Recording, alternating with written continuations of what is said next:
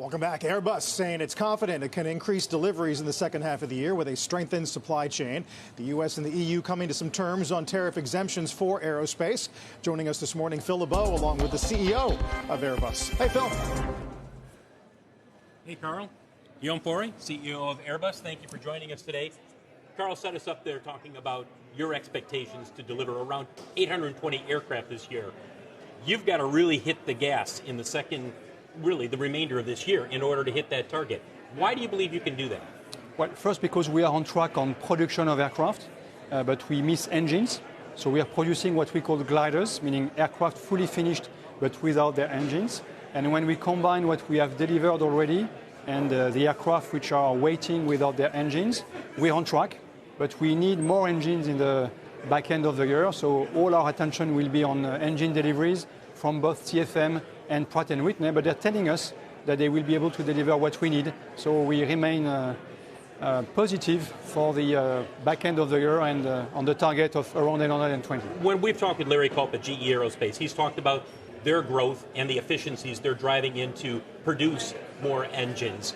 What is the overall problem for that part of the industry, the engine production? Is it manpower? Is it their supply chain? Where is the biggest pinch point, if you will? I think they have planned for the number of engines that we need and then the airlines need as well. But they had issues, quality issues, they had strikes, so unexpected events which had led to less production for some time. So they need to recover. But I think basically they have the capabilities to produce the volumes that are expected. So I hope they will be back on track and then delivering on their commitments. 0 for 0 goes through, still hasn't been finalized between the US and the EU, but essentially you're avoiding the tariff wars that are really hitting so many other industries. If that had not gone through, how much would that put a damper on demand or on costs? No, I don't think it would have changed demand. Demand is very strong and driven by other factors, but that would have created more complexity, more cost, because we are in a very integrated industry across the Atlantic. We are depending from each other, and that would have led to more cost and less efficiencies. Today, the US aerospace industry is a net exporter, $75 billion of net export, so that was meaningful to be back to zero tariff. So we think that's the right thing to do, and we're happy to move forward with zero tariffs. And that includes you, with your plant in Mobile, Alabama, which next month adds another production line. Indeed. 10 years ago, there was nothing down there. That's true.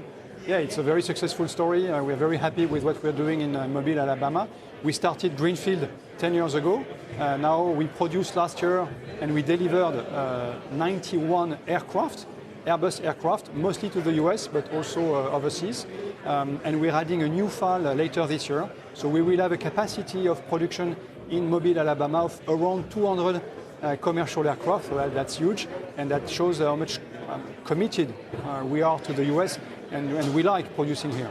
FAA Administrator Bedford was talking about the importance of upgrading our national airspace. Everybody knows it has to happen, needs to happen in Europe as well. Yes. Are you confident that will happen over the next several years? I'm hopeful because I think we really need it. I'm very happy to see that this has become a priority here in the US that will drive more efficiency, more safety, more predictability and punctuality for passengers and less cost. So there's no reason not to do it, and it's really good that this is moving forward here on that side of the Atlantic, because actually the EU, Europe, needs to be doing the same on the other side of the Atlantic. If we go forward and actually do upgrade the system, you believe Europe will follow? Yes. From your perspective right now, what worries you the most in the global economy? Uncertainty. We are long-term industries. We need visibility, we need predictability, and all those changes not predictable and having to adapt all the time is slowing us down. So we really expect more predictability. That's what we need. But the tensions that are out there right now, when you look at what's happening, let's say with China and the US, does that give you pause a bit and say, I don't think we're not hitting the gas as much as we should? There is a very strong and dynamic market in China, so we are serving the market in China. The rest of the world is growing as well. We have more demand than supply today, so we continue to focus on the supply side. And everything that can make our life easier on the supply side is helping the growth that we have. So, for instance, having the tariff resolved is one of the uncertainties that is behind us, so that helps us moving forward. Guillaume Faure, CEO of Airbus, joining us here at the U.S. Chamber Aviation Summit. Guys, we'll send it back to you. Phil, thank you. Phil LeBeau.